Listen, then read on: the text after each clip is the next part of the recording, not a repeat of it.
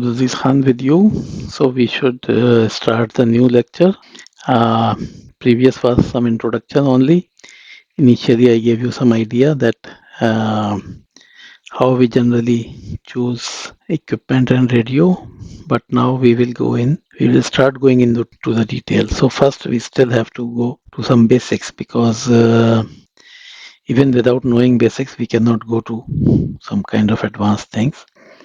So let me give you some idea that generally what kind of radio wave propagations are there. So basically we have three kind of waves. The RF waves, they are classified in generally three kind. Because this is some physics kind of material, so I don't take it as a book type of physics. It may be different in some of the books because everything is written with some perspective in mind. So generally we classify RF waves as ground waves. So as the name implies, these waves, they touch the ground somehow. I mean, they travel with the ground. These waves are basically, if I give you some idea, you must have heard about the word ham radio or this shortwave radio, which was when there was no television, people used to listen to radios only, and they communicated on the radios. So these waves, they can travel between continents. They can even cross seas. I mean, like for example, I'm in Pakistan, so I could listen to the British radio BBC directly. I mean, 50 years ago, maybe, when BBC was sending some of their programs on these ground waves as well, so that everyone almost in the world, they can listen to those. So they have, you can say that the waves are called short waves, and they are like, for example, I think like kilohertz, or not in the megahertz, very small megahertz. Generally in kilohertz, these signals were transmitted with very high power because they had to go very far. If you will do some kind of, if anyone is still interested, he can Google the ham radio and he can learn about it. Still, it is called amateur radio as well. Some people, they still use it as a hobby. You can use it as a hobby radio. You can make friends, and this is also very good. If you want to make a hobby, then this is a very good thing. So then we have sky waves. The sky waves, as the name suggests, they just, you send it from here towards the sky, and they go out of our skies to the upper atmosphere, and but then they are reflected back, because anything we send from here, it cannot go to unlimited places. If we want to send some signal to unlimited places, then there are some ways to do that, but usually they don't go very far, and then they are reflected back. And third type is called the space wave. They travel in the atmosphere, but they travel above the ground. So like some of the people, they may think the ground waves and space wave in a kind of similar as well. So in some ways they all are similar. What is their frequency and how they are spread, this makes them basically different. Ground waves, as I told you, are usually very low frequency, but sky waves and space waves, they have high frequencies, and they may have overlapping frequencies as well. But then the difference comes that how you send it.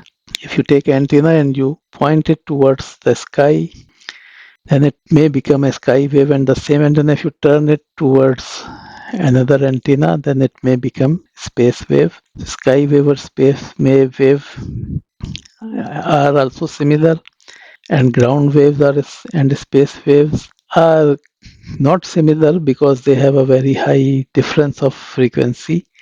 but in a way they are also, because all of these are waves, so say they follow some wave characteristics, so in that way they are same. So space wave, they propagate in the atmosphere just above the ground, like we have an antenna on the tower just 40-50 meter above the ground. And space wave, just like sky wave, they travel in straight lines, and if anything come in between, then that thing stops it. This is a basic difference between ground waves and space waves. If you send, like, if this is how your ground is and the ground wave is coming from here, it will follow the ground like this and it will keep traveling. I mean, this thing in between, it will just pass from here to here like that. I hope I give you some idea. But the space wave, if you send it from here, it will hit here, then it will not be passing from the other side, and it will not be visible here as well, because it travels in a straight line, and if it hits some big object like a mountain or anything, then it don't cross it. It remains on one side. So this is the biggest difference, that it travels in a straight line, and ground wave, they follow the ground. I mean, they hug the ground, and they, if the ground is up and down, they can also go up and down. So this is the biggest difference between these two waves. So as I hope these two things, that they propagate and they travel in straight line, will give you some idea that the point to point microwave system, they rely on the space wave propagation. I have some idea that maybe this should not be very simple, so let's go in a bit of detail of it. So here we have now the same three things, but in a different way. So now you see there is a tower here. This is Earth curvature, and we have two towers. So ground wave, if you see, it is going while touching the ground almost, and this line is straight, which is not quite right. It is also curved with the ground, and this is only low frequency or medium frequency. So this is, you can say that the main characteristic of ground wave is that the frequency is very low. That's why it remains with the ground. It bounces off the ground and but keep with the ground. This is the space wave that we are talking about. You see, this is generally in straight line. Even here, if you see that it is hitting the ground and coming back, but still it is a straight line. I mean, it's hitting like a straight line. So this part, which looks not to be straight, but this is also basically, this is also a kind of a straight, but this is straight, you have to understand the wave propagation. Like we know that, like, because when we will talk about the RF wave, we will talk a lot about the light wave as well, because light and sound and optics and radio, in the wave, for the wave part, they work exactly the same way. All waves, they work in the same way. So one property of a wave is refraction. The wave got refracted when the medium is not homogeneous, then the medium refracts the wave. You send a wave, and if the medium change, the wave will make a curve, medium change. So because of a change medium, it starts like that and then it goes down. But on any instant, whenever you see, it will be traveling in a straight line. But a difference in medium, it makes it tilting. So that's why when we talk in a general manner, these space waves, they always travel in a straight line. But the problem happens only when, because the medium is not fully homogeneous. Medium has a lot of layers, with a lot of difference in refractive index. So that's why the wave direction keeps changing. So there is some idea about the thing that we have in atmosphere. Atmosphere is also not simple. The first 10 kilometers, we called it troposphere, and then we have stratosphere in between, but the top is ionosphere. Ionosphere is 70 kilometers to almost 1000 kilometers. This area, because it receives a lot of radiation from the star, the sun that we have. So the air or the particles in this area they have some energy, and they are very, I mean, the space is too much, so they became ionized. So this is called as ionosphere. So the thing about ionosphere is that if you send anything from here, the ionosphere will reflect it, just almost like the ground reflects this. So ionosphere also reflects it. So, but we have satellites also. The satellites are like, for example, there are some satellites which are called geo Earth orbit satellites. Geo Earth orbit satellites are positioned like if the Earth is here, the satellite is 35,800 kilometers above Earth. So its rotation is synchronous with the Earth's rotation. I mean, if the Earth rotates, then this also rotates. So, for example, if you have a satellite above your country, I mean, if you put a satellite above your country on this length, 35,000, then it will always remain above your country. So that's why these satellites, which are geo Earth satellites, they have a footprint which is constant. I mean, their footprint don't change. So, for example, if there's a satellite with any name, like Iridium has 68 satellites, I think, and so basically you can cover the Earth with only 3 satellites, because if this is the Earth in between, you have to position only 3 satellites on 3 specific places, and it will cover the whole Earth. But this will be very small. I mean, only 3 satellites covering. So what they made the constellations of satellite, but the only thing is that which satellite is above your country, it remains above your country for all the times. I mean, so because when Earth is moving, the satellite is also moving in the same. It is moving in same like the Earth, because it is part of the ionosphere, and we know that the Earth environment, it moves with the Earth. So um, but only problem is that when you have a satellite on geosynchronous position, so the delay, if you send a signal from here and signal goes to the satellite and it delivers the signal to another place. I mean, initially these satellites were used to make even the calls as well, calls and data and everything.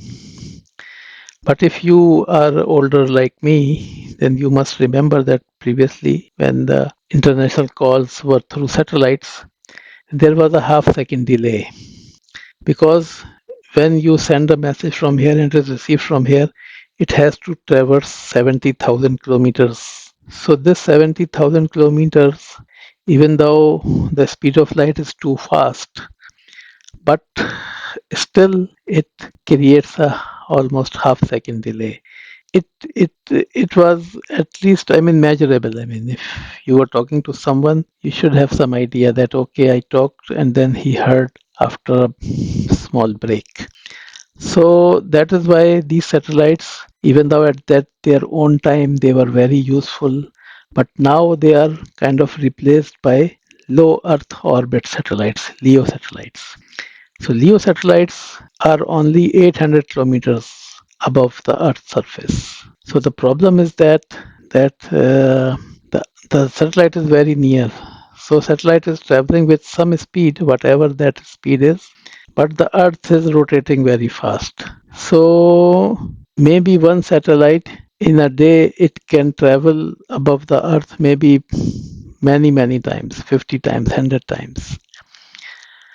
So if you want to cover the Earth with low Earth orbit satellites, then the problem happens is that you have to bring a lot of satellites, because one satellite will remain above you for maybe 15-20 minutes, and then it will be gone. So you need another satellite to take its place, then another satellite, then another satellite.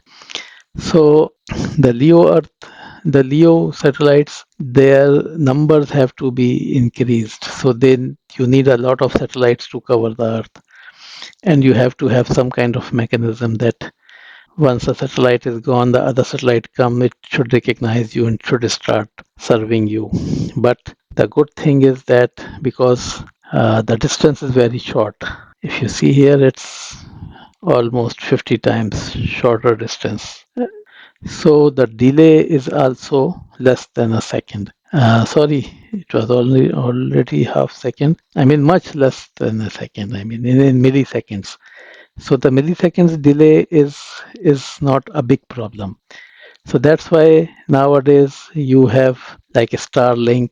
Uh, it is giving you data on satellites. So they are pretty fast and they are pretty. I mean, there's no big delay. Also because of the distance of the satellite is very less. So this was just a side thing because it was part of the slide and it was a good thing, I mean, to learn, to know, because if you are a microwave designer, you should know these as well, because why I gave a kind of emphasis on this was also because they also share some frequencies with us, like they work on C band and K band. C band and K band are used in our point-to-point links as well. So that's why you should know something about these, because they can sometimes interfere. So sometimes we have interference. The links which are near to some satellite Earth station, and if they share some or they are near to those frequencies, because these satellites, they basically transmit on quite large power, I mean, as compared to our radios, which are only in like 10 12 dB. They can be transmitting on 100 200 dB 300 dB. So they transmit on very high power because they have to send signals to large distance. Like for example, a microwave radio may be 10 15 20 30 kilometer. They are minimum 800 kilometer, or they may be sending to 35,000 kilometers. So there's some difference. So these things you should have some kind of idea. So I hope that this is a foundation, and I'm trying to answer a lot of questions which could come to someone's mind before even knowing those questions. And that's why I say it again and again, that if you ask some questions, if you have some problems, and you can just share, then it can give some kind of ease to me as well, so that I can pinpoint and I can tell you what is in your mind as well. But from my side, I'm trying to add as much as I can.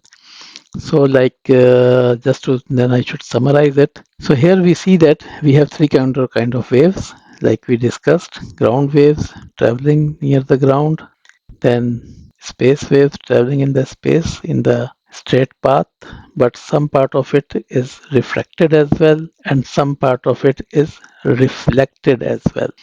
So we will study reflection and refraction both. Reflection helps us in multipath calculation, and refraction helps us in knowing the ducting behavior of microwave. So this part is non-refracted, it is a straight line. Then we have some kind of different layers of environment. Even these layers, they have like troposphere. We assume that troposphere is a kind of homogeneous. Stratosphere is a bit different than troposphere, and ionosphere is made up of ions. But all of these are still, they are not fully homogeneous. And like for example, troposphere may also have a very small number of ions. And the refraction, as soon as you go from the ground to above, the refraction changes. It may go to positive side or it may go to negative side, but it changes. It always changes. And refraction, because of this change of refraction index, change of refractor index, the waves may tilt. I mean, they may go start from this direction, then they may go down. So we have different type of areas, different type of spheres that we have.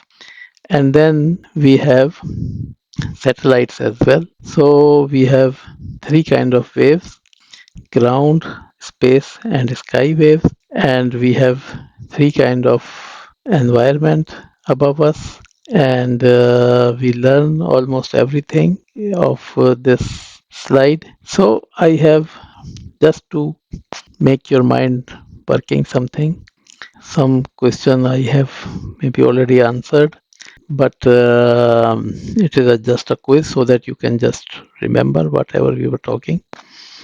So how much delay will be incurred if you are using GEO satellites? And LEO satellites have what advantages over GEO? And what do you think the GPS receiver should be using, LEO or GEO satellites? So these are just for you to just think about the lecture, whatever we have learned, so that you have some thinking process also going on. I hope that this lecture will give you at least some basic foundation on which we will be building more and more. So, and I hope that this was not very much difficult. I tried to keep it as is in simple words as I could, but some part of my coming lectures may be a bit difficult as well because they will have some mathematics involved. But hope to see you in my next video. Goodbye.